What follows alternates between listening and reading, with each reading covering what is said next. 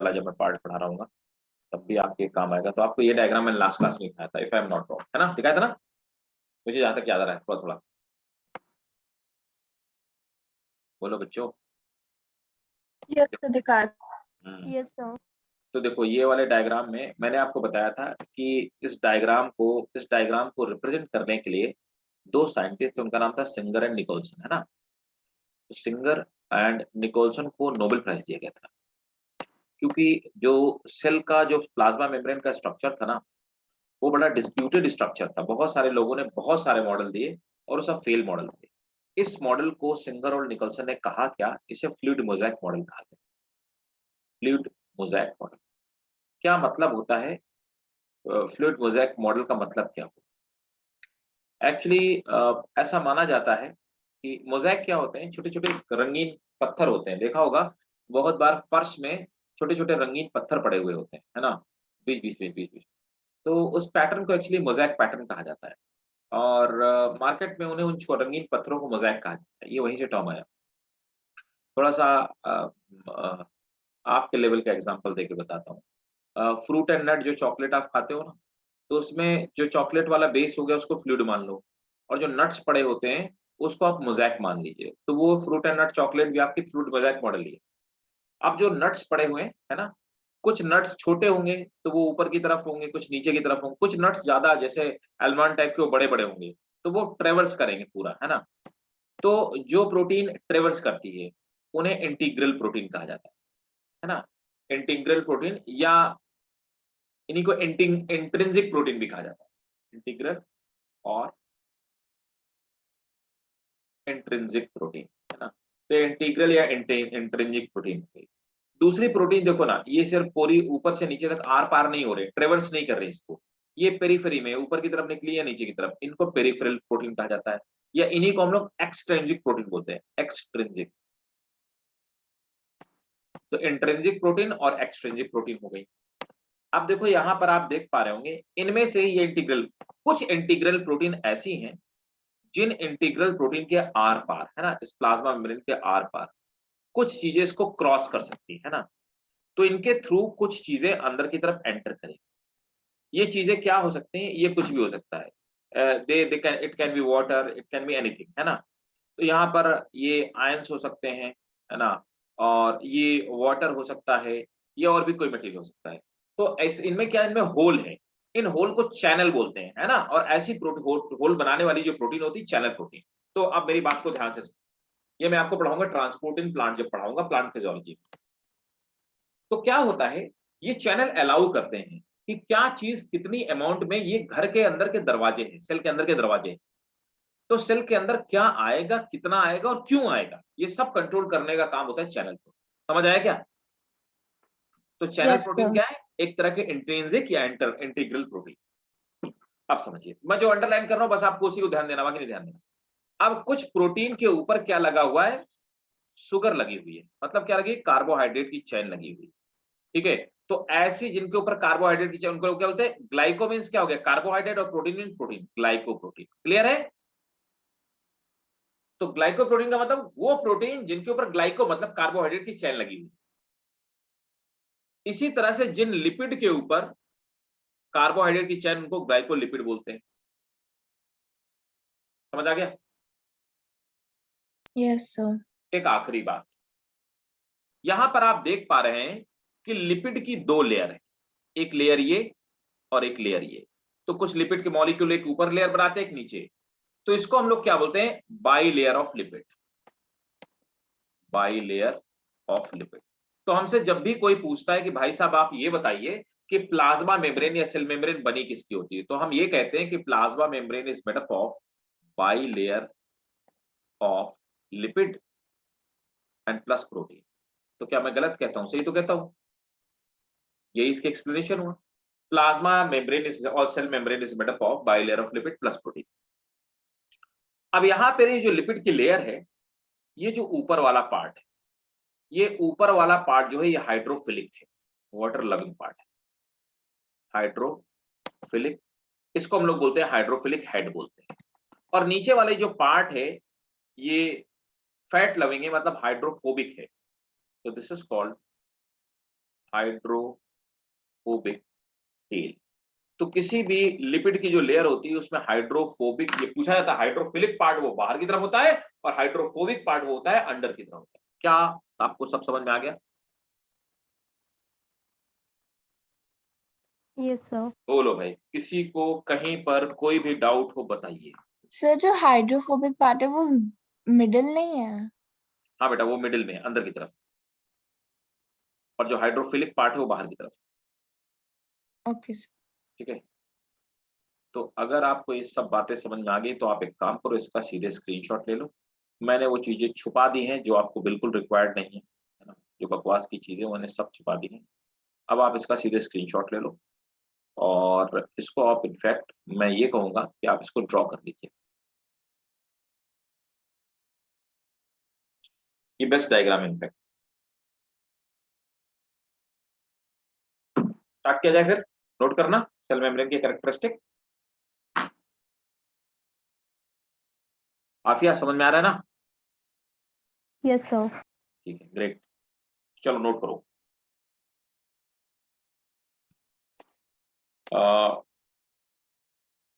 The plasma membrane, देखो इसी को बोलते हैं सेल मेम्ब्रेन, इसी को प्लाज्मा मेम्ब्रेन, इसी को बायो मेम्ब्रेन। मैंने बताया था ना लास्ट क्लास में, क्या इसी को प्लाज्मोलेमा, याद है ना? यस लिख सर। दो। Plasma membrane was discovered by plasma membrane was discovered by Schwann, वही स्लाइडेनल स्वान सेल थ्योरी वाले। plasma membrane was discovered by Schwann, SCHWANN NN. Plasma membrane was discovered by Schwann. Full stop. The average thickness of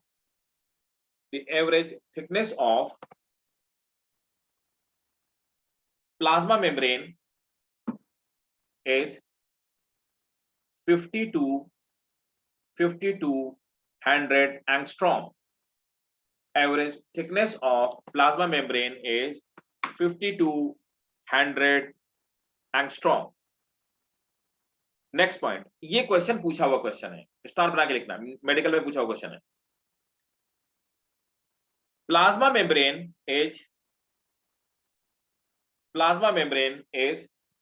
selectively permeable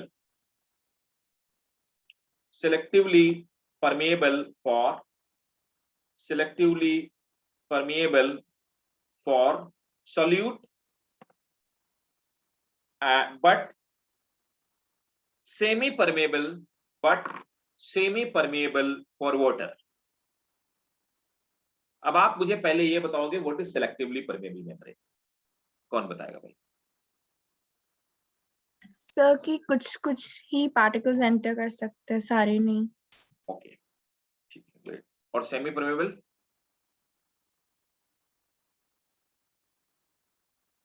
कुछ ज्यादा enter कर सकते हैं, सारे नहीं है। आफिया बताओ भाई, tell me what is selectively permeable? Sir selectively permeable का तो मतलब वही हुआ that it allows certain substance to enter, और सेमी परमेबल तो दोनों सेम ही लग रहे हैं। सेम लग रहे हैं। हिबा, महराज बताओ भाई, महराज बोलो भाई, बोलो भाई। Hiba tell me something, what is selectively permeable? देखो, हाँ कोई बता रहा है क्या? देखो मैं बड़ा, तीनों चीजों में बड़ी मतलब मैं आपको चारों चीजें इनफेक्ट बताता हूँ। देखो सबसे पहले चीज होती है परमेबल।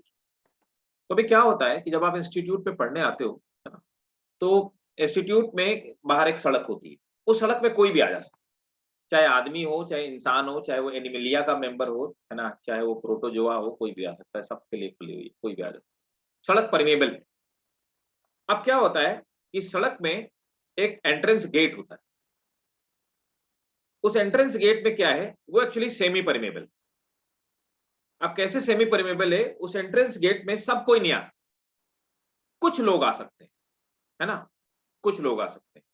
वो कौन हो सकते हैं? वो टीचर हो सकता है, वो स्टूडेंट हो सकता है, वो पेरेंट हो सकता है, वो रिलेटिव हो सकता है, वो एक्स स्टूडेंट हो सकता है, ऐसा कोई भी है, वो मार्केटिंग वाला बंदा हो सकता है, वो मैनेजर हो सकता है, ऐसे लोग हो सकते हैं। बट वो सब लोग क्या होगा, वो सब लोग एजुकेशन से जुड़े हुए लोग होंगे, तय है। तो वो सेमी परमेबल, वो जो गेट लगा हुआ है ना इंस्टीट्यूट में एडमिन के पास में, है ना, जो एडमिन डिपार्टमेंट के पास में वो गेट लगा हुआ है सेमी परमेबल, तो सड़क परमेबल थी और वो गेट जो है वो सेमी परमेबल।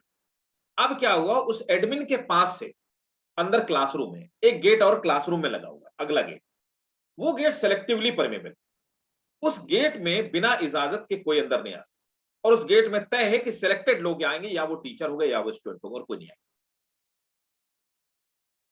क्लियर है ना? Yes sir.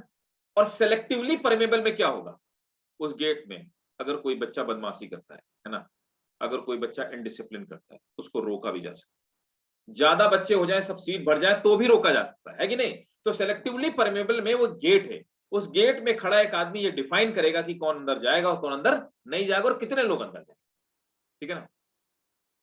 तो तीनों चीज समझ आ गई, परमेबल, सेमी परमेबल और सेलेक्टिव। ठीक है, इसके आगे की जो कहानी, जब मैं आपको ट्रांसपोर्ट पढ़ा रहा हूँ ना, ट्रांसपोर्टिंग प्लांट, है ना, तो मैं आपको बताऊंगा कि फिर कैरियर प्रोटीन क्या होती है, चैनल प्रोटीन क्या होते हैं, एक्वापोरिन क्या होती है, बहुत सारी चीजें इसमें भी और डीप में हम लोग जाएंगे, जो हम लोग पढ़ेंगे वहां पे। ठीक है, यहां तक सबको समझ में आ गया? सेलेक्टिवली परमेबल तो क्या है, ये वाटर के लिए तो सेमी परमेबल है, मतलब वाटर आ सकता है, ठीक है, और वो डिपेंड करेगा कि वाटर के अमाउंट, या वाटर जैसे जैसे कम होता जाएगा वैसे एंटर आता जाएगा। सेलेक्टिवली परमेबल में ये डिफाइन करेगी कि कितने सोडियम आयन अंदर आएंगे, कितने पोटेशियम आयन आएंगे, और कब तक आएंगे, और कब उनको रोका जाएगा। ठीक है, कौन से आयन अंदर आएंगे, कौन नहीं अंदर आएंगे, सब डिफाइन करेगा। और ये सब कंट्रोल कौन करता है? सब चैनल प्रोटीन। तो इस मेम्ब्रेन को सेम सेलेक्टिवली परमेबल बनाने का काम कौन करेगा? Channel protein. ठीक है भाई, चलिए next. Chemically the plasma membrane is made up of, chemically plasma membrane is made up of 20 to 79% lipid. Chemically plasma membrane is made up of 20 to 79% lipid, 20 to 70% protein, 20 to 70% 20 protein। to 79%। हाँ जी बेटा, 20 to 79%। देखो, हर जगह plasma membrane same चीज की बनी, कहीं पे भी हो, चाहे वो बैक्टीरिया की हो, चाहे वो प्लांट की हो, चाहे वो फंजाई की हो, चाहे वो एनिमल की हो, चाहे वो प्रोटीन हो, everywhere the plasma membrane will have same composition. ठीक है, लेकिन फर्क क्या होगा, प्रोटीन और लिपिड के परसेंटेज में फर्क पड़ता जाएगा, बाकी कोई फर्क नहीं। समझ आया? बेसिक कॉम्पोजिशन वही, सिर्फ रेशियो में फर्क है। क्लियर है? सीधी सीधी यस अगर मैं बात कहूं तो, अगर प्लाज्मा मेम्ब्रेन, है ना, अब सीधी सीधी अगर बात कही जाए, अगर प्लाज्मा मेम्ब्रेन, एक मिनट होल्ड करो जरा, give me just one second.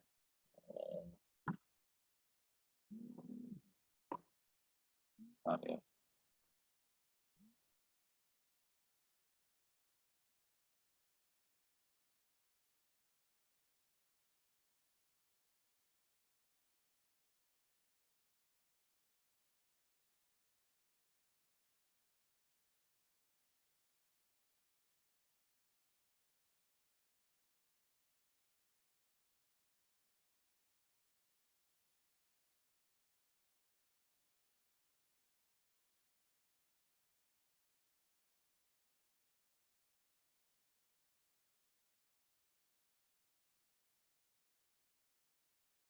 ठीक है, तो देखो अब क्या है कि, हाँ, तो समझो बात को, अगर कोई भी मेम्ब्रेन सेलेक्टिवली मेम्ब्रेन, मतलब बहुत ज्यादा सेलेक्टिव मेम्ब्रेन है, तो उसमें प्रोटीन का परसेंटेज ज्यादा होगा, और अगर कम सेलेक्टिव परमेबल है तो उसमें लिपिड का कंटेंट ज्यादा होगा। ठीक है ना? समझ गया ना आइडिया? राइट, क्वेश्चन ऐसे सही किए जा सकते हैं।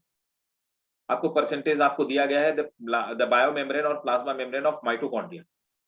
ठीक है, उसमें प्रोटीन पूछा गया, परसेंटेज क्या हो सकता है, अब आपको आंख बंद करके जिसमें प्रोटीन का परसेंटेज हायर हो आप लगा दो आंसर।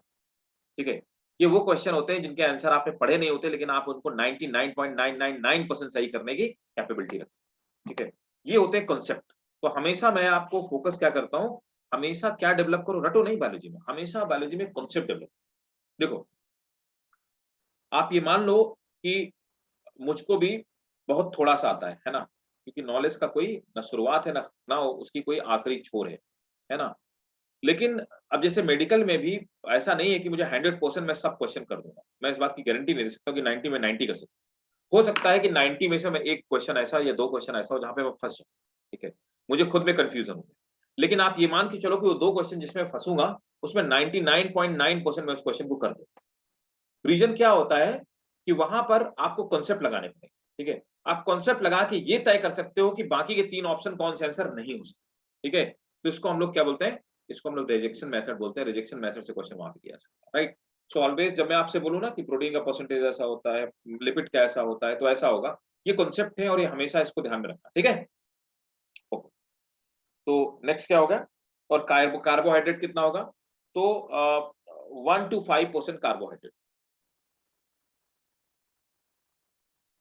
कार्बोहाइड्रेट है ना। और वाटर कितना होगा, 20% वाटर हो सकता है, 20% वाटर। इतना नोट कर लो, फिर एक और ज्ञान की बात बताता हूं।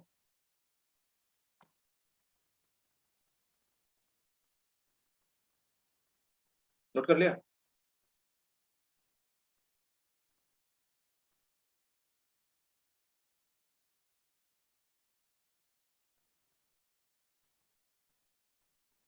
डन। Yes sir. देखो, ये कार्बोहाइड्रेट रिसेप्टर है, ये डिफाइन करते हैं कि किसको पकड़ना है, किसको नहीं पकड़ना, किसको सिलेक्ट करना है, किसको रिजेक्ट करना है, समझ में।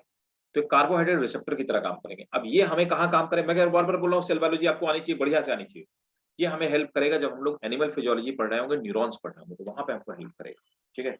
रिसेप्टर्स क्या होते हैं, हम लोग जब स्लाइडिंग फिलामेंट थ्योरी पढ़ रहे होंगे एनिमल फिजियोलॉजी, ह्यूमन फिजियोलॉजी में, तब हमको हेल्प करेगा, ठीक है। तब आपको याद आएगा कि आखिर आखिर हमने पढ़ा था प्लाज्मा मेम्ब्रेन में रिसेप्टर का। चलिए नेक्स्ट आते हैं।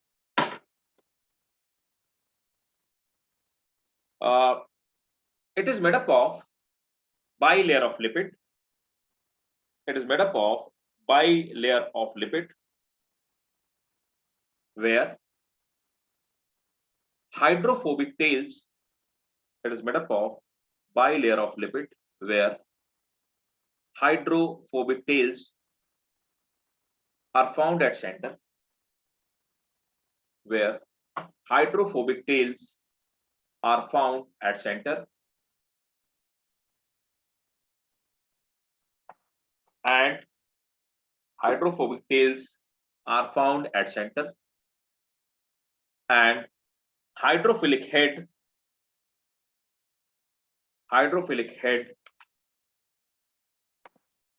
are found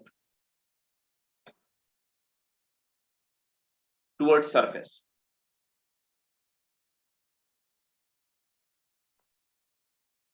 Next point. The main function of plasma membrane, is to control the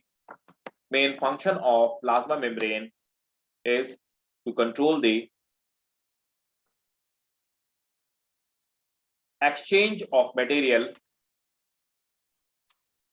The main function of plasma membrane is to control the exchange of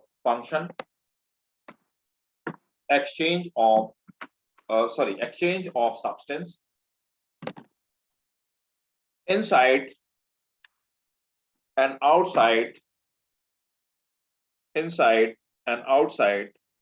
of cell. बोलो भाई, सबको plasma membrane समझ में आ गई 100%?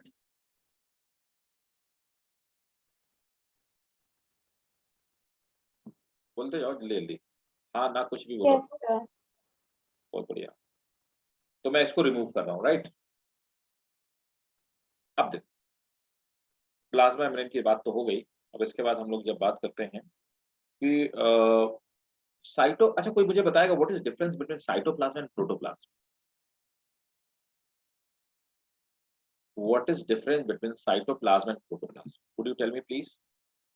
कौन बताने वाला है मुझे? एक और चीज मैं पूछूंगा, साइटोप्लाज्म, प्रोटोप्लाज्म और साइटोसोल में क्या डिफरेंस? अच्छी।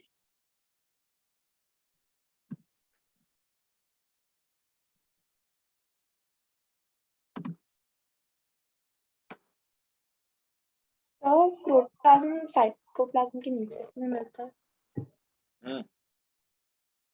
सेम चीज है क्या दोनों?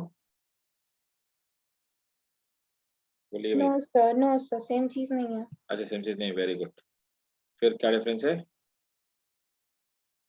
सर प्रोटोप्लाज्म के न्यूक्लियस नहीं, प्रोटोप्लाज्म साइटोप्लाज्म और न्यूक्लियस में होता है। Okay okay okay okay okay, चलो ठीक है, यू आर राइट। आंसर एक और डिफरेंस है सर, वो जो प्रोटोप्लाज्म होता है वो उसमें वो लिक्विड से बना, वो कार्बोहाइड्रेट से बना होता है, प्रोटीन से। ओके ओके,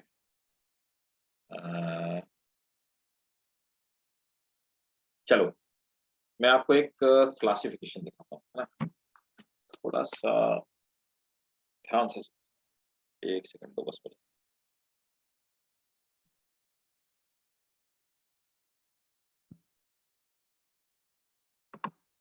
एक सेकंड तो मुझे, मैं आपको अभी दिखाता हूँ।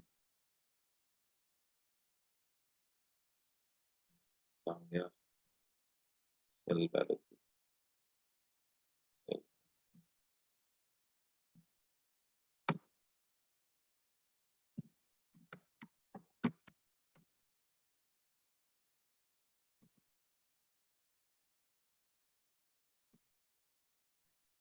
बस इसको उतना ही समझना जितना मैं आपको समझाऊँ, है ना?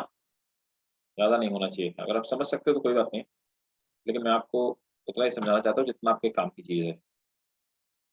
ज्यादा भी गड़बड़ हो जाएगा, ये क्लासिफिकेशन थोड़ा ज्यादा है। देखो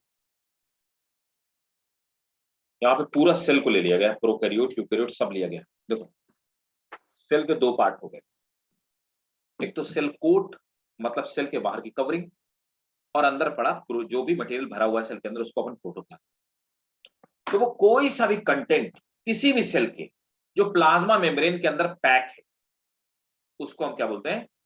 प्रोटोप्लाज्म। सेल कोट में क्या हो गया, हमने पढ़ा हुआ था कि कैप्सूल पाया जाता है बैक्टीरिया में, है ना? वो ग्लाइकोकैलिक्स का बना होता है।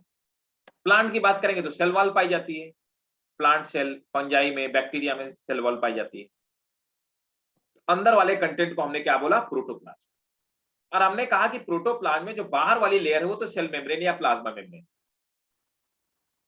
अब हमने क्या किया, इस प्रोटोप्लाज्म से सेल मेम्ब्रेन को अलग कर दिया और न्यूक्लियस को अलग कर दिया। सेल मेम्ब्रेन और न्यूक्लियस को अगर अलग कर दिया जाए तो जो भी मटेरियल अंदर है उसको हम क्या बोलेंगे? साइटोप्लाज्म बोलेंगे। ठीक है।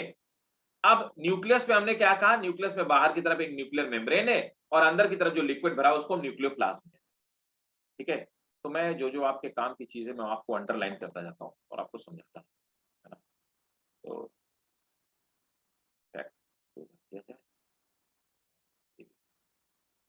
अब देखो,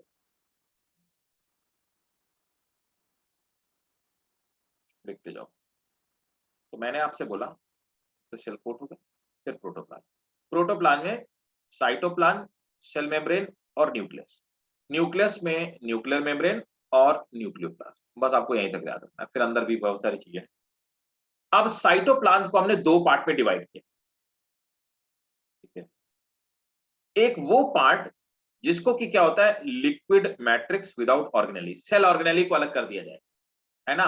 तो इनको हम साइटोप्लाज्मिक स्ट्रक्चर बोलते हैं। सेल ऑर्गेनेली को अलग किया जाए, तो सेल ऑर्गेनेली को अगर अलग कर दिया जाए, है ना, तो हम उसको क्या बोलते हैं? हाइलोप्लाज्म बोलते हैं। ठीक है। इसमें गोल्गी बॉडी आ गई, एंडोप्लाज्मिक रेटिकुलम आ गया, लाइसोसोम आ गया, वैक्यूल्स आ गए। इन्हीं को हम एंडोमेम्ब्रेन सिस्टम कहते हैं। हम लोग यही पढ़ने वाले हैं, अगला हम लोग को यही पढ़ना है, एंडोमेम्ब्रेन सिस्टम, है ना? अंदर की तरफ जो चीजें मेम्ब्रेन की फोल्डिंग से बनी हुई उनको हम बोलते हैं। अब दूसरा क्या आ गया? साइटोप्लाज्मिक स्ट्रक्चर, जिनको हम सेल तो क्या बोलते हैं? सेल ऑर्गेनेली एक तो बोलते हैं। सेल ऑर्गेनेली कौन कौन आ गए? क्लोरोप्लास्ट आ गया, माइटोकॉन्ड्रिया, इसको सेल ऑर्गेनेली बोलते हैं। फिर क्या होता है, दूसरी चीजें क्या होती है? अच्छा देखो यहाँ पे क्या है, सेल ऑर्गेनेली में इसने डिवाइड किया, जो डबल मेम्ब्रेन से बनी है। दो मेम्ब्रेन से कौन बनी? क्लोरोप्लास्ट और माइटोकॉन्ड्रिया। सिंगल मेम्ब्रेन से कौन कौन बनी हुई है? सिंगल मेम्ब्रेन से बनी हुई है Golgi body, endoplasmic reticulum, lysosome, है ना, माइक्रोबॉडीज। और बिना मेम्ब्रेन की कौन बनी हुई है? राइबोसोम्स और सेंट्रोसोम, ये बिना मेम्ब्रेन की बने हुए। ठीक है। सेल इंक्लूजन्स क्या होते हैं? अंदर की तरफ प्रोटोप्लाज्म में किसी भी तरह का पड़ा हुआ क्या? सॉलिड ग्रेन्यूल, चाहे वो कैल्शियम का हो, चाहे मैग्नीशियम का हो, चाहे स्टार्च का बना हुआ हो, उन सबको हम क्या बोलते हैं? सेल इंक्लूजन बोलते हैं। अब समझ आया क्या? सिर्फ आपको उतना ही ध्यान देना जितना अंडरलाइन है। कोई डाउट है क्या? No sir. पक्का आ गया ना सबको? हिबा पक्का आया या कोई डाउट है? No sir, no doubt. महराज क्लियर?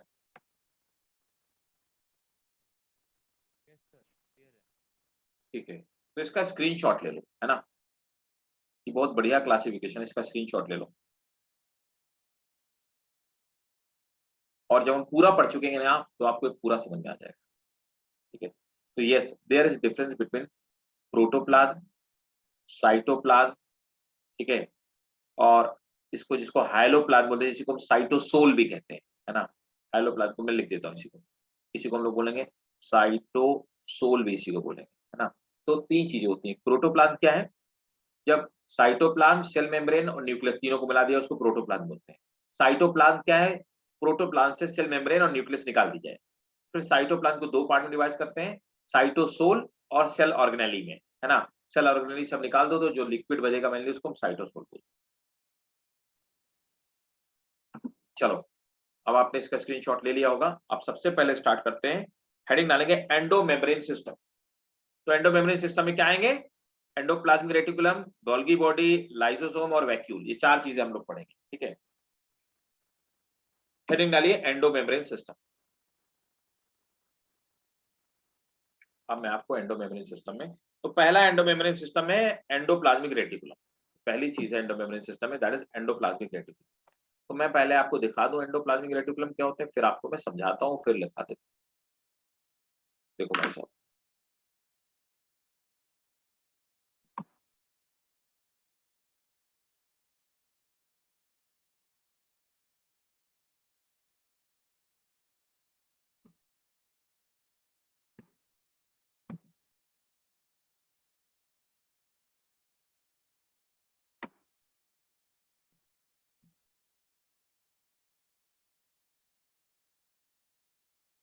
देखो, अब यहाँ पर साइंटिस्टों का ऐसा मानना है कि पहली बात, ये जो फोल्डिंग जैसे दिखाई दे रही हैं, इनको हम लोग एंडोप्लाज्मिक रेटिकुलम। साइंटिस्टों का है ना ऐसा मानना है कि जो न्यूक्लियस है, तो न्यूक्लियस में दो तरह के एनवेलप पाए जाते हैं, एक आउटर एनवेलप और एक इनर एनवेलप। तो यहाँ पर ये न्यूक्लियस का जो आउटर एनवेलप होता है, यही फोल्ड होकर के और यही ग्रो करके, दिस इज आउटर एनवेलप। तो यहाँ पे जो आउटर एनवेलप है, यही ग्रो करके और फोल्ड होकर के कन्वर्ट हो जाता है किसमें? Endoplasmic reticulum. यहाँ पर कुछ एंडोप्लाज्मिक रेटिकुलम रफ हैं और कुछ को हम लोग बोलते हैं वो स्मूथ एंडोप्लाज्मिक रेटिकुलम। अब देखो, रफ एंडोप्लाज्मिक रेटिकुलम को हम लोग आरईआर कहते हैं। आरईआर में क्या होता है कि आप बाहर की तरफ देखेंगे, यहाँ पर इनकी सरफेस में राइबोसोम चिपके हुए होते हैं, इनको हम रफ एंडोप्लाज्मिक रेटिकुलम बोलते हैं। तो कुल मिलाकर के अगर हम लोग आरईआर की बात करें, रफ एंडोप्लाज्मिक रेटिकुलम, तो इस तरह से क्या होता है, इस तरह से इनकी सरफेस हो गई और इस सरफेस के ऊपर राइबोसोम्स चिपके हुए होते हैं, है ना? इस सरफेस के ऊपर इस तरह से आप देखेंगे ये राइबोसोम्स चिपके हुए हैं। राइबोसोम्स प्रोटीन बनाते हैं और प्रोटीन को बना बना करके इन्हीं के अंदर डालने का काम करते हैं। तो इसीलिए इनकी सरफेस रफ हो जाती है और इसीलिए हम उनको आरईआर कहते हैं। तो ये क्या करते हैं, ये यहाँ से प्रोटीन बनाते हैं और प्रोटीन बना करके अंदर की तरफ जो ल्यूमेन है, खाली जगह, उसमें प्रोटीन को डालने का काम करते हैं। दूसरी हमारी हो गई smooth endoplasmic reticulum. Smooth endoplasmic reticulum की सरफेस स्मूथ होती है क्योंकि यहाँ पर किसी भी तरह का राइबोसोम नहीं पाया जाता, नो राइबोसोम। तो एक्चुअली अब समझो बात को, तो यहाँ पर क्या है, जो स्मूथ एंडोप्लाज्मिक रेटिकुलम होते हैं, ये क्या बनाते हैं? पहली बात तो ये लिपिड का फॉर्मेशन करते हैं। दूसरी बात ये क्या बनाते हैं? ये स्टेरॉइड्स बनाते हैं। एक्चुअली स्टेरॉइड लिपिड के ही बने होते हैं। और क्या बनाते हैं? ये हार्मोन प्रोड्यूस करने का काम करते हैं। ये तो एससीआर का फंक्शन हो गया। आरईआर का फंक्शन क्या होता है? तो आप समझिए, ऐसी सेल जो हार्मोन सीक्रेट कर रही है, जो लिपिड सीक्रेट कर रही है, स्टेरॉइड सीक्रेट कर रही है, उस सेल के अंदर स्मूथ एंडोप्लाज्मिक रेटिकुलम ज्यादा पाए जाए। दूसरे हो गए आरईआर वाले। आरईआर मेनली क्या करते हैं? प्रोटीन बनाते हैं। तो पहली बात, इनका काम क्या होता है? ये प्रोटीन प्रोड्यूस करने वाली सेल होंगी। तो इन सेल्स के अंदर अगर प्रोटीन सिंथेसिस ज्यादा हो रही है, तो इसका मतलब कि उनके अंदर आरईआर ज्यादा है। दूसरा क्या होता है? All enzymes are made up of protein. अगर वो सेल्स एंजाइम बनाने का काम कर रही हैं, तो तय है कि उन सेल्स के अंदर आरईआर ज्यादा डेवलप कंडीशन में पाए जाएंगे। That is the function of ARIA and SES. Is it correct? ठीक है ना, स्क्रीनशॉट लीजिए।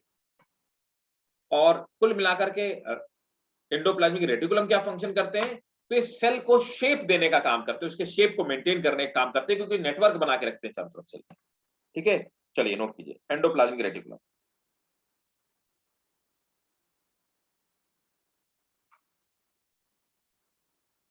It was discovered by, it was, जो हाँ जी बेटा, एंडोमेम्ब्रेन सिस्टम है उसमें सबसे पहला हम आरईआर का लिख रहे हैं ना? नहीं पहले हम लिख रहे हैं सिर्फ हम लोग ईआर लिख रहे हैं, हम लोग पहले ईआर का लिख रहे हैं, ईआर के क्या कैरेक्टरिस्टिक है ना, फिर लिख लेंगे एसईआर और आरईआर लिख लेंगे। ठीक है, तो पहले हेडिंग डालेंगे एंडोप्लाज्मिक रेटिकुलम, पहली हेडिंग है एंडोप्लाज्मिक रेटिकुलम ईआर। ठीक है, तो नोट करेंगे ER were discovered by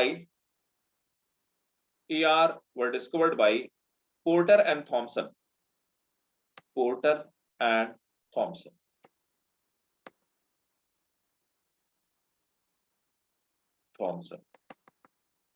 Discovered by Porter and Thompson. First stop.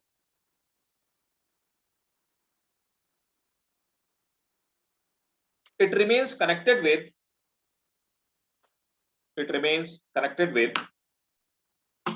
outer envelope of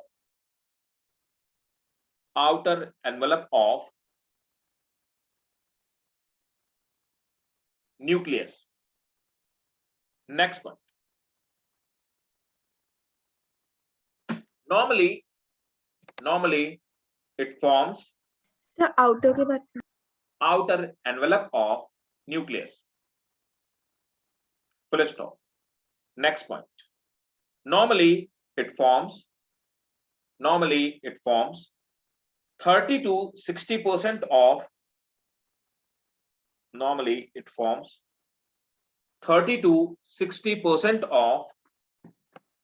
30 to 60% of membrane system of cell, 30 to 60% of membrane system of cell, which increases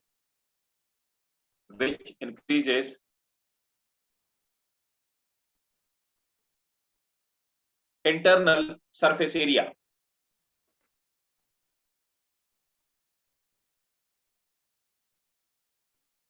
Let's stop. These are found abundantly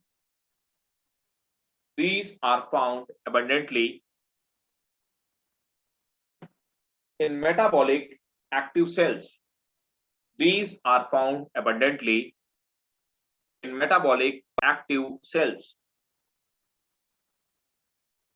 अगला जो मैं आपको point लिखाने वाला हूं, star बना के लिखिए, ये क्वेश्चन आपसे पूछा जा सकता है मेडिकल में, कहां नहीं पाए जाते। ठीक है सर मेटाबॉलिक की बात क्या था? These are found abundantly in metabolically active cells. Full stop. Next point. They are absent in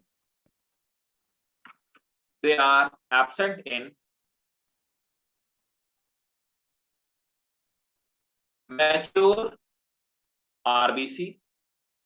They are absent in mature RBC, eggs,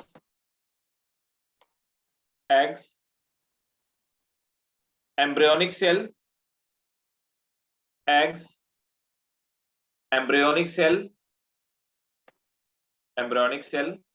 comma, prokaryotes,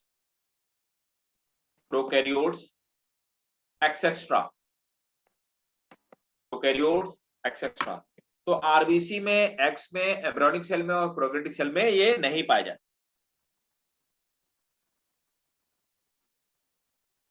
next point, they may be of two types.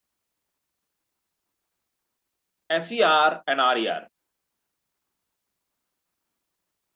Next, अब सब heading डालिए ए, ए, और ए में लिखिए RER, rough endoplasmic reticulum.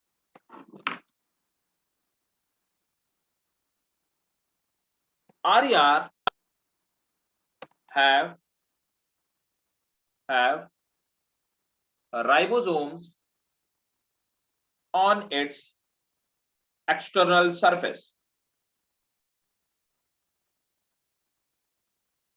RER have ribosomes on its external surface.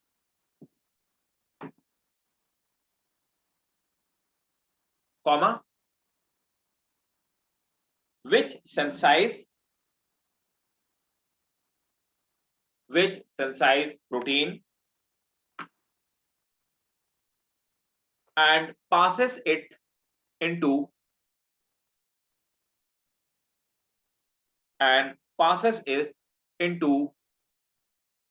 lumen of ER. Passes it into lumen of ER. Full stop.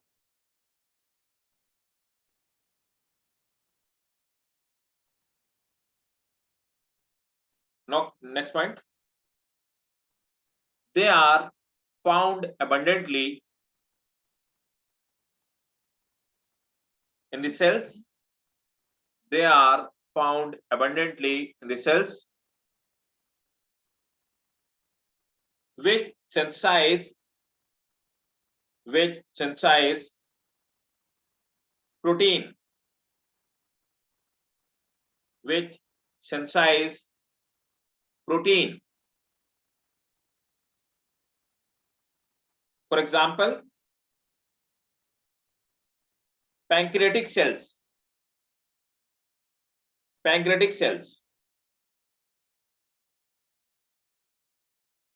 ठीक है, clear है भाई? नेक्स्ट पॉइंट, तो नेक्स्ट है SER, नेक्स्ट हेडिंग है B, SER।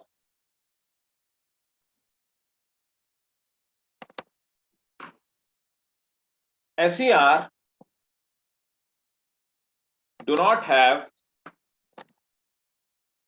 ribosome. SER do not have a ribosome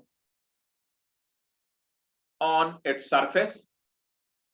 SER do not have ribosome on its surface. Full stop. It is found in the cells. It is found in the cells engaged in. It is found in the cells engaged in synthesis of glycogen,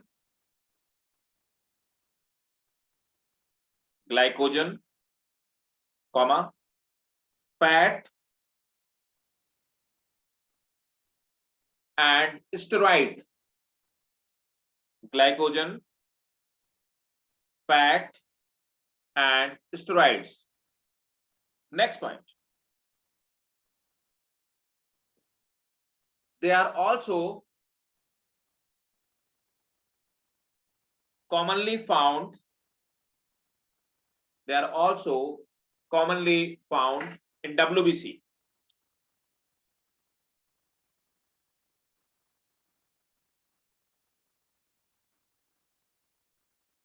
Next point.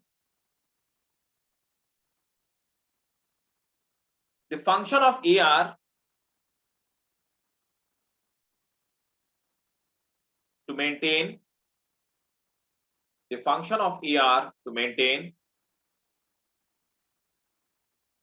shape and size of cell,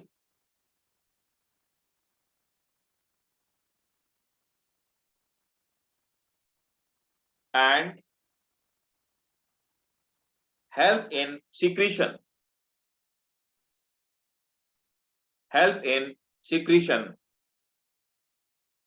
of various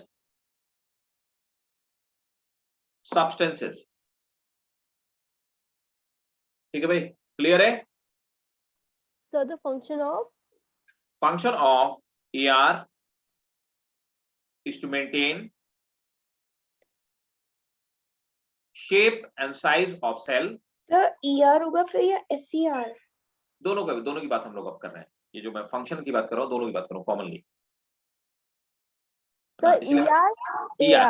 ER not SER, ER दोनों की बात कर रहे हैं common. The function of ER is to maintain,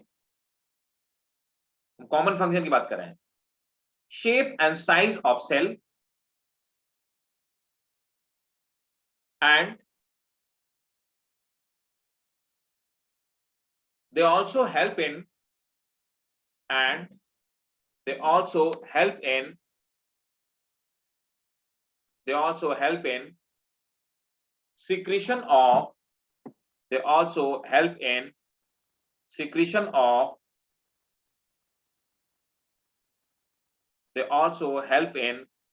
secretion of substances। ठीक है भाई, clear? Okay, अब आ जाते हैं नेक्स्ट हेडिंग डालेंगे, गोल्गी कॉम्प्लेक्स या गोल्गी ऑपरेटर्स। अब देखो गोल्गी कॉम्प्लेक्स या गोल्गी ऑपरेटर्स क्या होते हैं।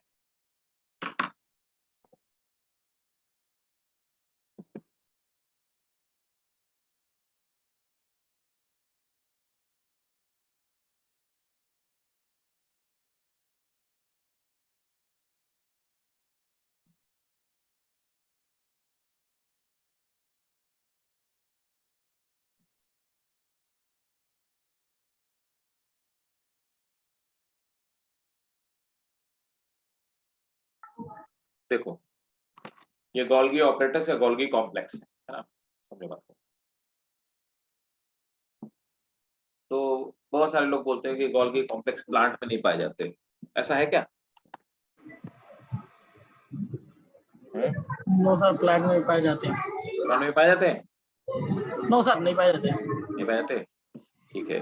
बहुत सारी जगह ऐसा लिखा हुआ है कि they are not found in plant. तो मैं अभी आपको बताता हूँ। तो इसे आप चाहे गोल्गी कॉम्प्लेक्स कहो और चाहे आप इसको गोल्गी एपरेटस बोलो।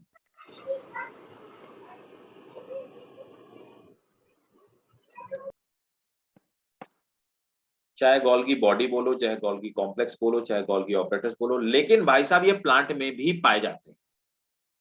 प्लांट में कम डेवलप्ड होते हैं, इसीलिए प्लांट में इनको हम डिक्टियोसोम कहते हैं।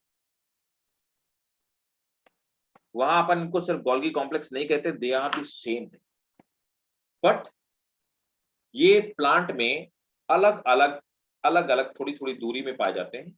इतना वेल डेवलप्ड नहीं होते, अरेंज नहीं होते, but they have the same function and same structure, right? They are called dictyosome. That is the only difference, nothing difference in plant and animal, right? तो एनिमल्स में इनको हम गोल्गी कॉम्प्लेक्स या Golgi operators बोलते हैं और plant में इनको हम लोग डिक्टियोसोम बोलते हैं। दोनों का सेम फंक्शन। इस तरह का स्ट्रक्चर होता है। अच्छा, ये अकेला ऐसा ऑर्गेनेल जिसमें पोलैरिटी पाई जाती है ना। इसमें जो सिस फेज होता है ये होता है टुवर्ड न्यूक्लियस। हमेशा इसकी पोलैरिटी का मतलब ये अपना मुंह हमेशा न्यूक्लियस की तरफ रखेगा, और ट्रांस फेज हमेशा बाहर की तरफ होता है, मींस एक की तरफ होता है प्लाज्मा मेम्ब्रेन की तरफ। तो इसमें पोलैरिटी पाई जाती है। अब इसमें ये समझो, ये मैक्रोनी लाइक जो स्ट्रक्चर दिखाई दे रहा है, मैक्रोनी का मुंह दोनों तरफ से बंद है, ये जो मैक्रोनी लाइक स्ट्रक्चर दिखाई दे रहा है इनको बोलते हैं भाई साहब सिस्टर्न। तो पहला कंपोनेंट होगा सिस्टर्न। तो पहला सिस्टर्नी से बने होते हैं। दूसरा क्या होता है, ये जो आपको इस तरह के दिखाई दे रहे हैं स्ट्रक्चर, इनको बोलते हैं वेसाइकिल। तो सिस्टर्नी और वेसाइकिल से मिलकर के बनी हुई। फंक्शन क्या करती हैं कि इनमें क्या होता है कि अब देखो यहां पर एंडोप्लाज्मिक रेटिकुलम और गोल्गी कॉम्प्लेक्स ये दोनों क्या करते हैं, सीक्वेंस में काम करते हैं। तो क्या होता है, राइबोसोम ने प्रोटीन बनाई, ठीक है, और एंडोप्लाज्मिक रेटिकुलम को दिया। एंडोप्लाज्मिक रेटिकुलम ने प्रोटीन को प्रोसेस किया और किसको दे दिया, गोल्गी को दे दिया। अब गोल्गी क्या करेगा, गोल्गी इसको सीक्रेट करने का काम करेगा। बहुत ध्यान से मेरी बात को समझिएगा। तो यहाँ पे इनकमिंग ट्रांसपोर्टेड वेसाइकिल, ये कहां से आ रही है, ये वेसाइकिल जो है इनके अंदर भरा हुआ है भाई साहब प्रोटीन। ये प्रोटीन कहां से आ रहा है, ये प्रोटीन कहां से आ रहा है, ये प्रोटीन आ रहा है कहां से, ईआर से, है ना, एंडोप्लाज्मिक रेटिकुलम से। तो राइबोसोम से आया ईआर में, और ईआर से प्रोटीन कहां गया, गोल्गी में। गोल्गी ने क्या किया, अपने अंदर प्रोटीन को लिया और प्रोटीन को ट्रांसफॉर्म किया, इसकी प्रोसेसिंग कर दी, और प्रोसेसिंग करके ये वेसाइकिल बना बना के बाहर की तरफ भेजना शुरू कर देता है। ये जो वेसाइकिल बाहर की तरफ आ जाती है, बना करके जो बाहर की तरफ भेज रहा है, इन वेसाइकिल को हम लोग कहते क्या है, इनको हम आप कह रहे हैं सीक्रेटरी वेसाइकिल, है ना, सीक्रेटरी वेसाइकिल। तो इसके अंदर ये मॉडिफाई करके सीक्रेट करने का काम करता है। आप ये वेसाइकिल बाहर की तरफ जाती हैं। अब इनमें से कुछ वेसाइकिल कहां चली जाती हैं, दे फ्यूज विद प्लाज्मा मेम्ब्रेन। तो प्लाज्मा मेम्ब्रेन में फ्यूज हो जाती हैं और प्लाज्मा मेम्ब्रेन को प्रोटीन की सप्लाई करने का काम करती है। इनमें से कुछ वेसाइकिल बाहर की तरफ निकल जाती हैं और ये एंजाइम का फॉर्मेशन करती है, एंजाइम सीक्रेट करने का काम करती है। तो कुछ क्या हो गए, प्लाज्मा मेम्ब्रेन के साथ फ्यूज हो गए, कुछ कहां चली गए, एंजाइम बन गई। इसमें 3 कैटेगरी की वेसाइकिल बनती है। तीसरी वेसाइकिल ये सेल के अंदर ही रह जाती हैं और ये क्या बन जाती हैं, ये बन जाती हैं लाइसोसोम। क्लियर है। तो लाइसोसोम कहां से बनते हैं, गोल्गी से बनते हैं। क्या मेरी बात आपको समझ में आ गई क्लियरली? Yes sir.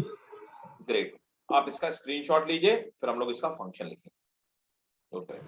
सर ये जो मिडिल वाला पार्ट है ल्यूमेन, ये क्या होता है? ल्यूमेन बेटा क्या होता है, देखो खाली जगह, आप समझो मेरी बात को। ये मेरे पास पेन है ना, देखो दिखाई दे रहा हो तुमको पेन, है ना, दिख रहा है ना। इस पेन के अंदर एक खाली जगह, इसमें रिफिल भरी हुई है। जिस पार्ट में रिफिल भरी है उसको मैं बोलूंगा ल्यूमेन, ठीक है। तो ल्यूमेन मतलब किसी भी स्ट्रक्चर के अंदर जो पार्ट होता है जिसमें कोई चीज भरी जा सकती है, कोई चीज फिल होती है, उसको ल्यूमेन कहते हैं, ठीक है। तो सर इसके अंदर कुछ फिल होता है? हाँ वो नहीं, इसके अंदर ये भरा होता है, प्रोटीन भरा होता है जिसकी प्रोसेसिंग हो रही होती है। Yes sir.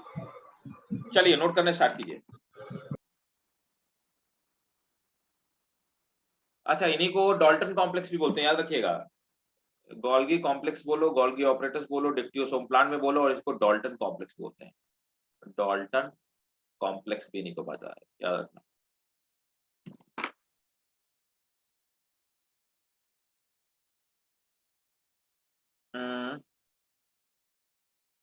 They were first seen by George. They were first seen by George. अगला क्वेश्चन जो मैं आपको लिखवाने वाला हूं, है ना, सबसे पहले जॉर्ज ने इनको देखा, लेकिन डिस्कवरी का क्रेडिट जॉर्ज को नहीं जाता। पूछा गया था इनको खोजा, ये नीट में जो क्वेश्चन पूछा गया था कि ये खोजे किस में गए थे, किस सेल में खोजा गया, तो नोट करेंगे। they were named by a scientist, Camillo Golgi. They were named by scientist Camillo Golgi. तो सबसे पहले देखा किसने, जॉर्ज ने। नाम किसने दिया, कैमिलियो गोल्गी ने। They were first seen by George, full stop. They were named by scientist Camillo Golgi. Sir ये कैमिलो गोल्गी जो था वो सैटेलाइट्स एंड स्टार्स के बारे में स्टडी नहीं करता? क्या क्या फिर से? सर जो ये साइंटिस्ट था कैमिलो गोल्गी, वो सैटेलाइट्स और मतलब स्टार्स के बारे में नहीं स्टडी करता था? एक्चुअली पता क्या, पहले टाइम पे जो साइंटिस्ट होते थे ना, मतलब 16-17 सेंचुरी में जो साइंटिस्ट होते थे, तो वो लोग क्या होते हैं ना, साइंस की हर स्ट्रीम में अपनी दखलंदाजी रखते थे, है ना। तो जैसे हम लोग पढ़ेंगे जेनेटिक्स में, तो जेनेटिक्स में जो ये भाई साहब थे, क्या नाम था, father of genetics, Gregor John Mendel साहब। तो मेंडल साहब एक्चुअली तो क्या था, वो मैथमेटिशियन थे। फिर वो थोड़े दिन तक फिजिक्स पढ़ाते रहे, है ना, और उसके बाद उन्होंने रिसर्च जेनेटिक्स में की। तो ऐसे ही जैसे पाइथागोरस का है, पाइथागोरस अब वो था तो मैथमेटिक्स का साइंटिस्ट, अब उसने क्या किया, कुछ सेल बायोलॉजी में भी दे डाला, कॉन्सेप्ट दे रखा उसने।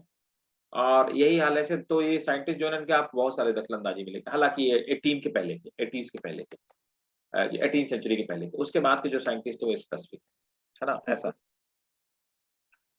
तो नेक्स्ट पॉइंट नोट करेंगे।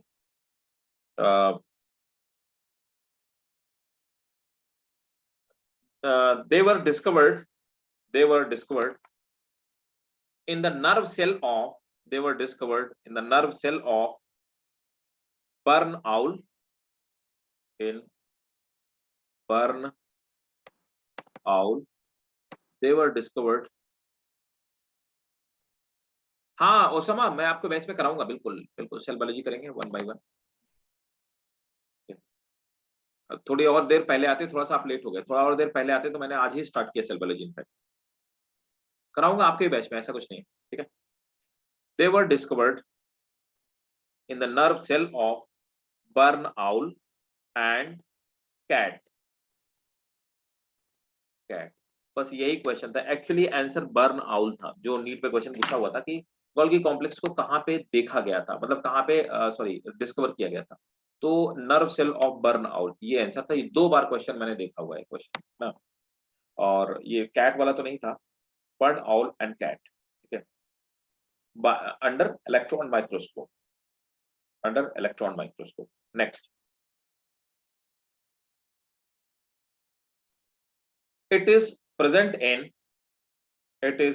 in all eukaryotic cell except, देखो all eukaryotic मतलब प्लांट, एनिमल और बैक्टीरिया सब में पाए जाते हैं। It is present in all eukaryotic cell except underline करेंगे, sieve tube of plant, comma, sperm of bryoanterido,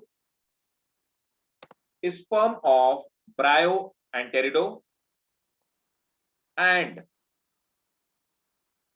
RBC of mammal and RBC of mammals.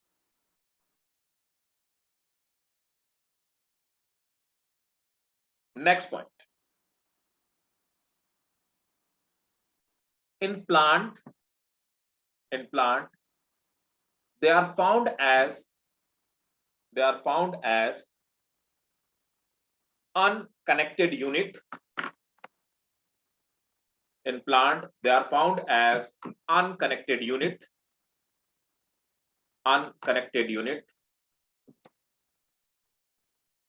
called dictyosome.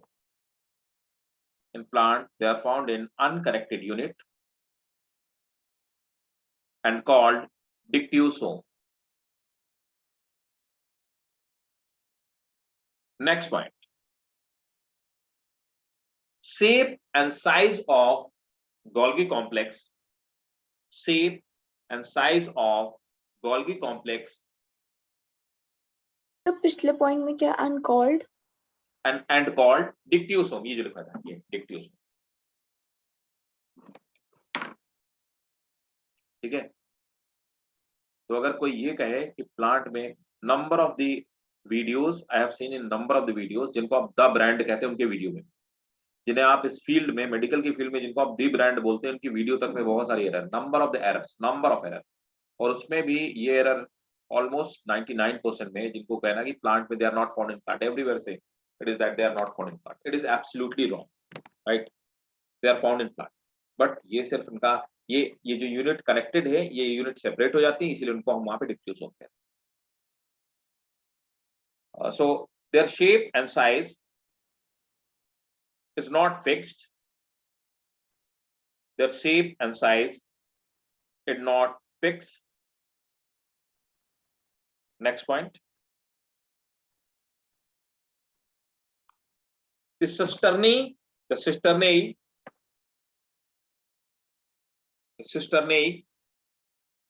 have a stock of, ये जो cisternae है ये 4 to 8 इस तरह से arrange होती है। Cisternae have a stock of 4 to 8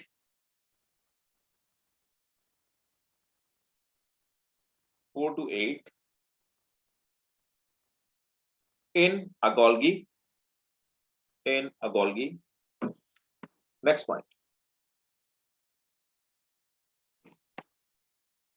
The convex side is called convex site is called forming site, and concave site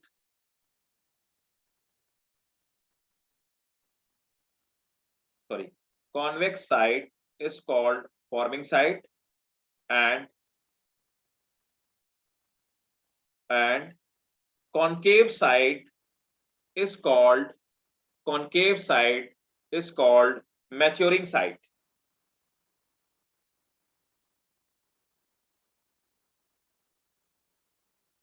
Next point. Their function is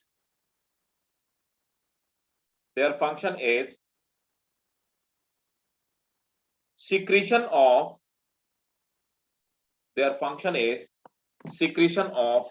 various substance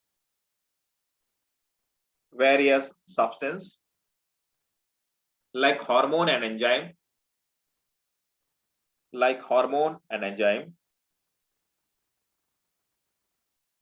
Next point. They produces glycoprotein and glycolipid.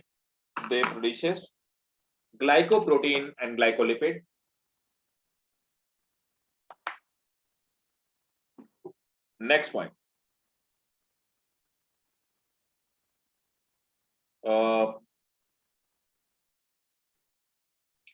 Most of complex carbohydrate.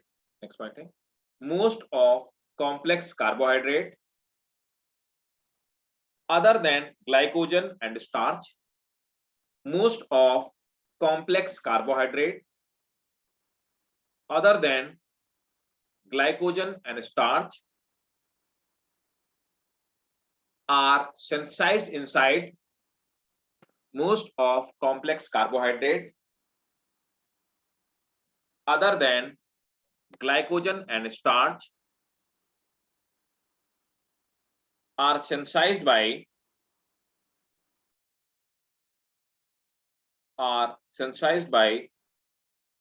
Golgi apparatus.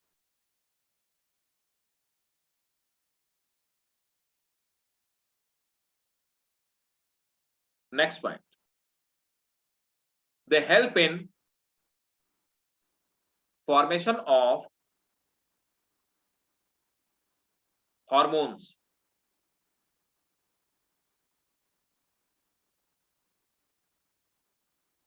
Or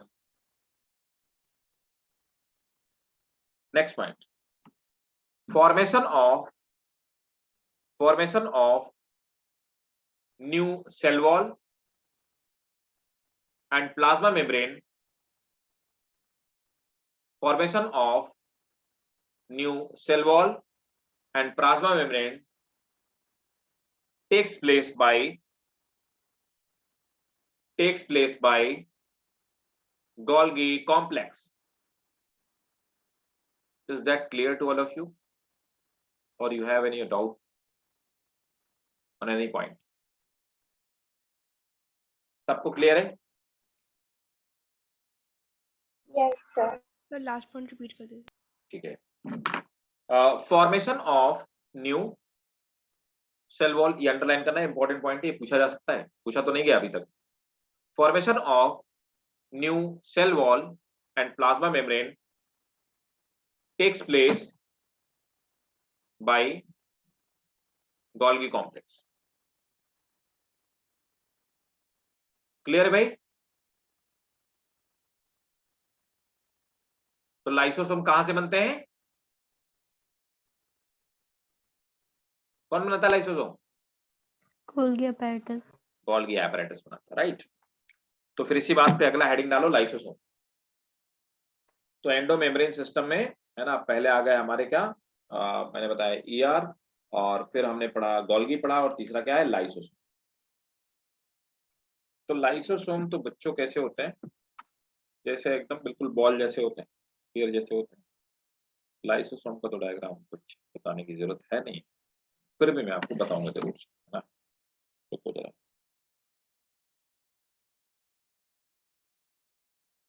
lysosome में गया।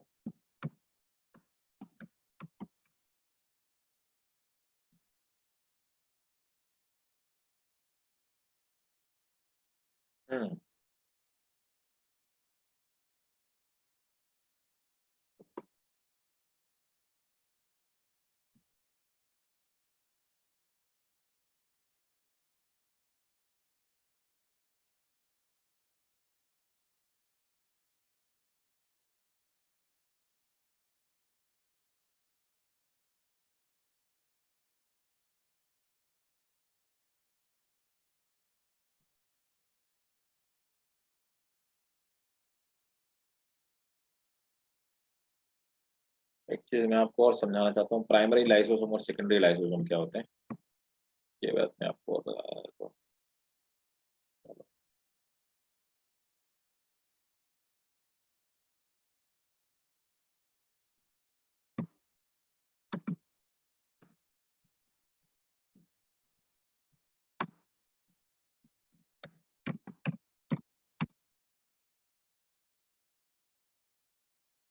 Primary lysosome और secondary lysosome क्या है?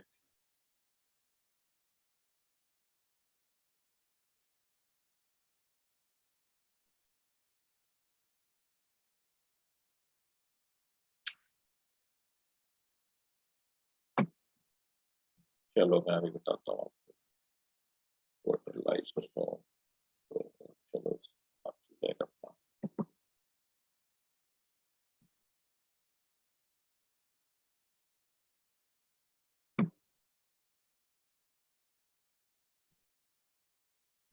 किधर है lysosome? Lysosome yes।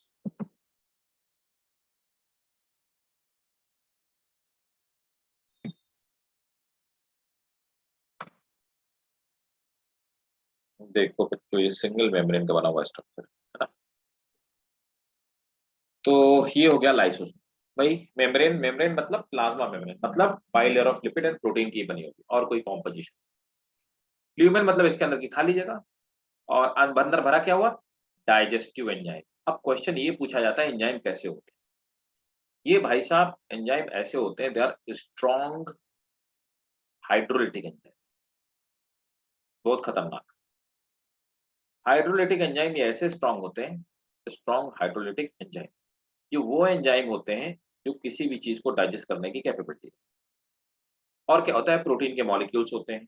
और यहाँ पर क्या एंजाइम पाया जाता है सबस्ट्रेट के साथ, मतलब जो भी जिसको डाइजेस्ट करना होता है उसको ये पकड़ते हैं और उसको डाइजेस्ट करके वापस भेज देते हैं। ये इनका फंक्शन होता है। तो लाइसोसोम पहली बात सिंगल मेम्ब्रेन का बना होता है, सिंगल मेम्ब्रेन स्ट्रक्चर। लाइसोसोम को क्या कहा जाता है, क्या बोलते हैं हम लोग इसको, सुसाइड बैग, सुसाइड बैग। है ना। क्यों? क्योंकि अगर भाई साहब ये धोखे से फट गए तो इनके सब एंजाइम बाहर निकल आएंगे। कहाँ पे? प्रोटोप्लाज्म में फैल जाएंगे, साइटोप्लाज्म में। और साइटोप्लाज्म में जो जो इनके चपेट में आ जाएगा उसको सबको डाइजेस्ट कर देंगे, ईदर इट्स माइटोकॉन्ड्रिया और it's chloroplast, whatever the thing, whatever will come in contact with these enzymes, they will digest each and everything. By this way the plant cell will die, and that's why they are called suicide bag. Clear है? तो note करेंगे, screenshot ले लो। Lysosome were discovered by lysosome were discovered by a scientist named as Christian D. Douay। Christian D. Douay। तो D डुवे ने इनको discovered किया था, इसीलिए इनको डी डुवे पार्टिकल भी कहा जाता है, ठीक है ना। Was discovered by Christian de डुवे।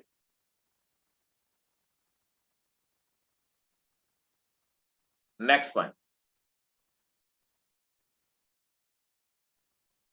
lysosome were discovered by Christian D. Douay।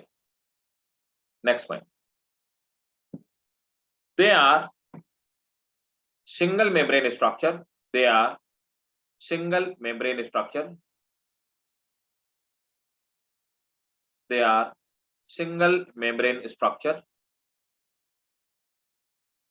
contain hydrolytic enzyme, they are single membrane structure, contain hydrolytic enzyme.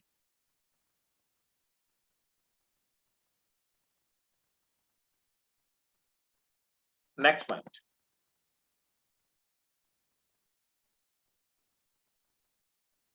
They contain, अगला पॉइंट बहुत इंपॉर्टेंट है, they contain approximately 50 different type of enzyme.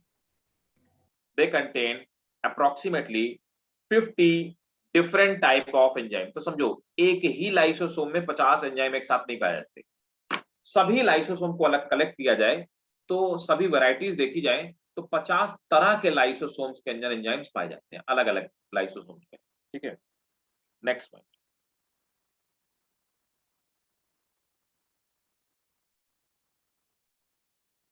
These lysosome contain highly acidic enzyme. Highly acidic enzyme। अब समझो भाई बात, अब ये हो गई प्लाज्मा मेम्ब्रेन। तो अब क्या होता है, अब यही बात समझने की, अब इन प्लाज्मा मेम्ब्रेन में क्या चैनल प्रोटीन पाई जाती है। इन चैनल प्रोटीन की खास बात क्या होती है, ये हाइड्रोजन आयन को अंदर की तरफ पंप करती हैं, बाहर नहीं जाने देती। तो ये हाइड्रोजन आयन को अंदर की तरफ पंप करती हैं, जिसकी वजह से हाइड्रोजन आयन का कंसंट्रेशन बहुत ज्यादा अंदर बढ़ जाता है और इसीलिए ये हाईली एसिडिक मीडियम को मेंटेन करने की कैपेबिलिटी रखती है। ठीक है, नोट करें।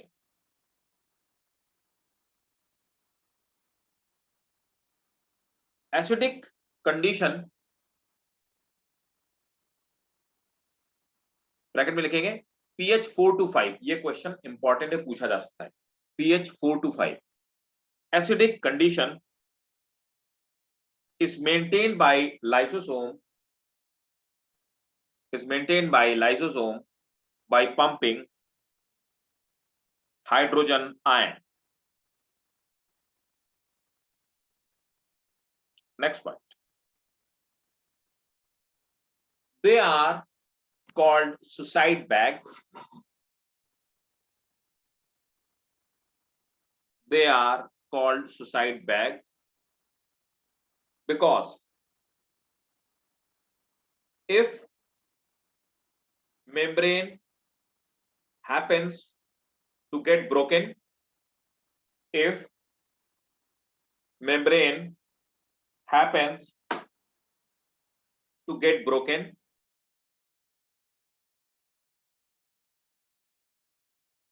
they will digest complete protoplasm. They will digest complete protoplasm and cell will die. Next point. Their diameter may be 0.2 to 0.8 micrometer. Their diameter may be 0.8 to 0.8 micrometer. So please repeat 0.8. 0.2 to 0.8 micrometer. μm, micrometer.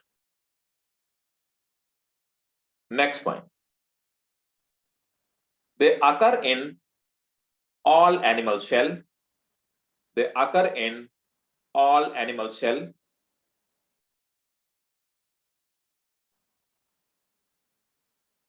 except RBC.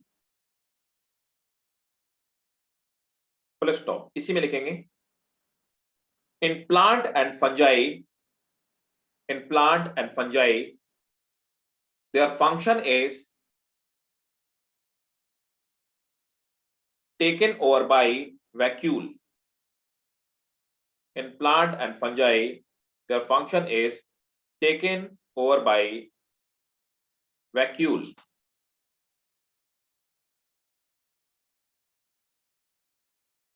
Okay, next one. Their main function is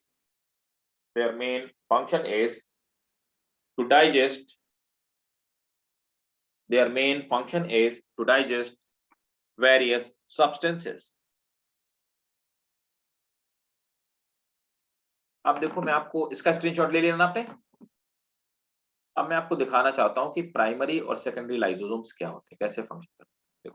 देखो एक diagram में आपको और देखो।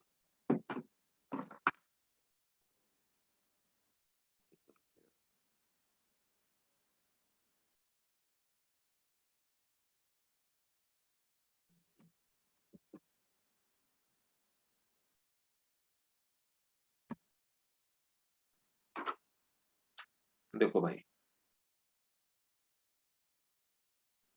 Phagocytosis हम लोगों ने पढ़ी थी, उसमें लाइसोसोम ऐसे हेल्प करते हैं। ये कोई अमीबा, पैरामीशियम, कोई भी चीज हो गई, मतलब कोई भी ऑर्गेनेली आप मान लो फैगोसाइटोसिस की, या कोई भी सेल ने फैगोसाइटोसिस, डब्ल्यूबीसी ने हमारी फैगोसाइटोसिस की, ये फूड पार्टिकल अंदर गया, है ना। अब स्यूडोपोडिया से अमीबा ही है, तो ये फूड पार्टिकल अंदर गया फैगोसाइटोसिस से, तो यहाँ पे टेम्परेरी फूड वैक्यूल बन गई। अब ये लाइसोसोम, जिसमें एंजाइम में लाइसोसोम आया, तो अभी हम इसको क्या बोलेंगे, इसको हम लोग बोलेंगे प्राइमरी लाइसोसोम। प्राइमरी लाइसोसोम कहा जाएगा। अब क्या होगा, ये प्राइमरी लाइसोसोम जा करके फूड वैक्यूल से मिल जाएगा, और फूड वैक्यूल से मिलने के बाद अभी क्या बन गया, इसको हम लोग बोलेंगे सेकेंडरी लाइसोसोम, है ना। क्या हो गया, फूड को डाइजेस्ट कर लेगा, डाइजेस्ट करने के बाद जो बेनिफिशियल सब्सटेंसेज होंगे उनको एब्जॉर्ब कर लिया जाएगा, और फिर एक्सोसाइटोसिस के थ्रू बॉडी से बाहर वेस्ट को निकाल दिया जाएगा। ठीक है, तो इसलिए ये प्राइमरी लाइसोसोम होगा और सेकेंडरी लाइसोसोम। इस तरह से प्राइमरी और सेकेंडरी लाइसोसोम्स का फॉर्मेशन होता है। समझ में आ गया, क्लियर है।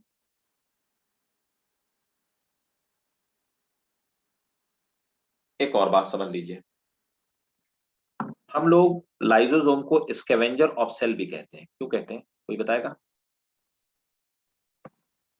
दे are also called scavenger of cell. कर लो, lysosomes are also called scavenger of cells. क्यों भाई, जल्दी जल्दी बताओ, बोलो कुछ। इन्हें स्कैवेंजर बोलने के पीछे रीजन ये है कि अगर कोई भी माइटोकॉन्ड्रिया मर गया, कोई सा भी दूसरा डेड ऑर्गेनेली मर गया, तो उसको ये खा के डाइजेस्ट कर देते हैं और सेल को साफ करने का काम करते हैं। नोट करो, they are called scavenger of cell because they are called scavenger of cell because if the organelle die,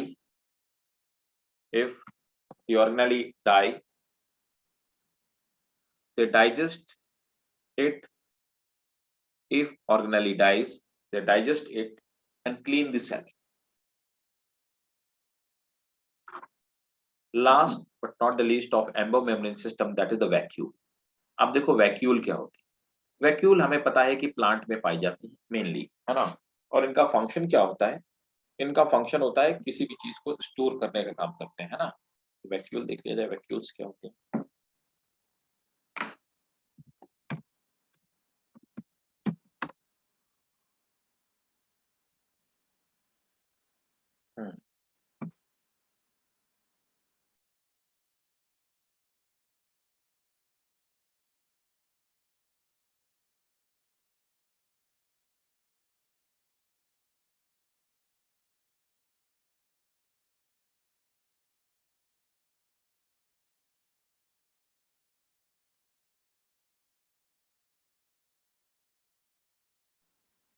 देखो प्लांट में पाई जाती है ना।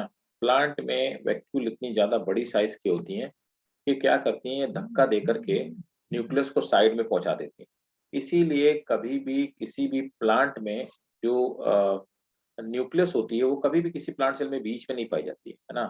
तो ये हमेशा साइड में पाई जाती है, यही वो रीजन होता है। ठीक है, वैक्यूल्स की जो मेम्ब्रेन होती है उसको हम स्पेशल टर्म कहते हैं। उसके लिए हम लोग जो टर्म यूज करते हैं वो उसे हम टोनोप्लास्ट कहते हैं। तो मैं आपको वैक्यूल का स्ट्रक्चर बताता हूं। वैक्यूल,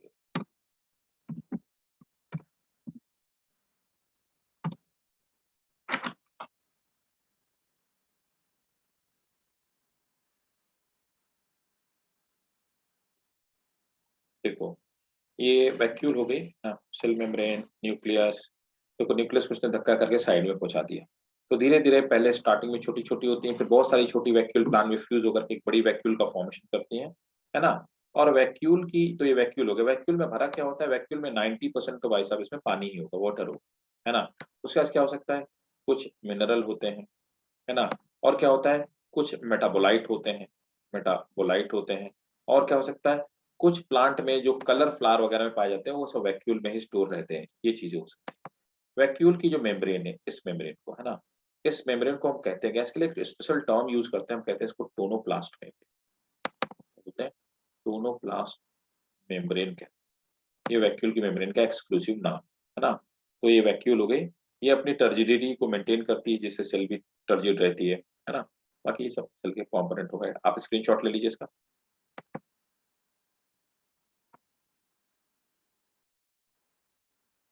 ठीक है, नोट करेंगे।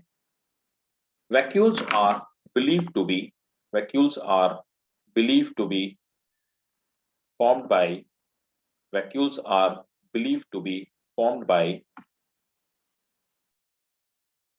vacuoles are believed to be formed by